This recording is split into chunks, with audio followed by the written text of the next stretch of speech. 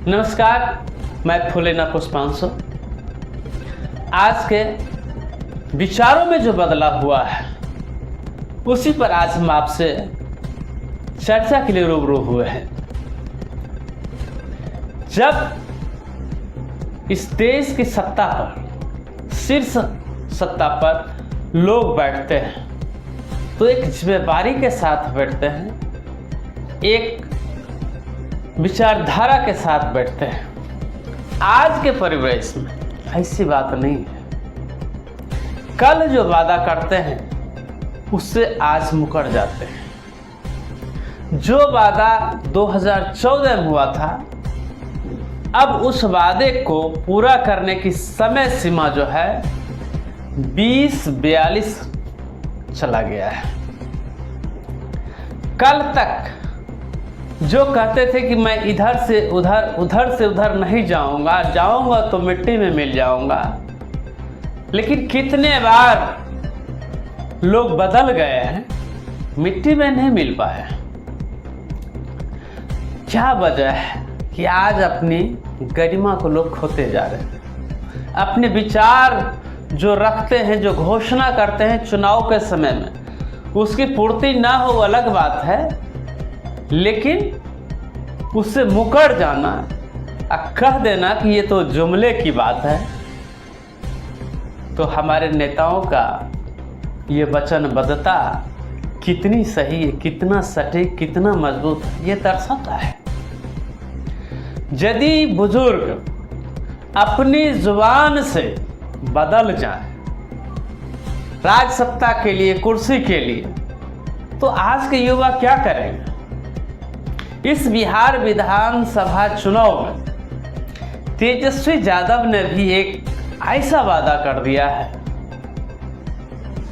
कि विपक्ष क्या सत्ता पक्ष के भी लोग सोच रहे हैं कि आखिर होगा ये कैसे। खास करके तेजस्वी के जो विरोधी पक्ष है वो तो ज़्यादा उतावले हैं कि ये हर घर में एक परिवार को नौकरी कैसे दें, पैसे कहाँ से आएंगे। इन बातों पर चर्चा हो रही है। अच्छे अर्थशास्त्री भी इस पर गहन मंथन कर रहे हैं कि तेजस्वी ने जो ये शिगुफा छोड़ा है, कल कहीं ये जुमला तो साबित नहीं होगा, लेकिन तेजस्वी यादव या उनके पक्ष के लोग ये दावे के साथ कहते हैं कि मैं जो कहता हूं वो करता हूं।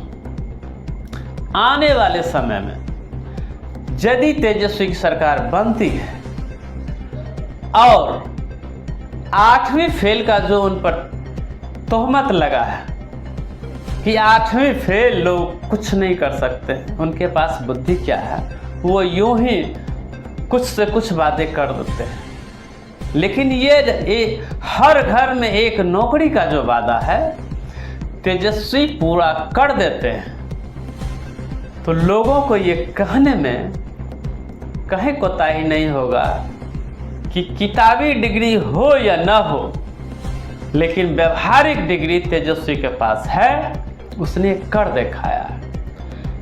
ये तो कर दिखाने के बाद बिहार विधानसभा चुनाव के बाद जो रिजल्ट आएगा उस रिजल्ट के साथ ही पता चलेगा।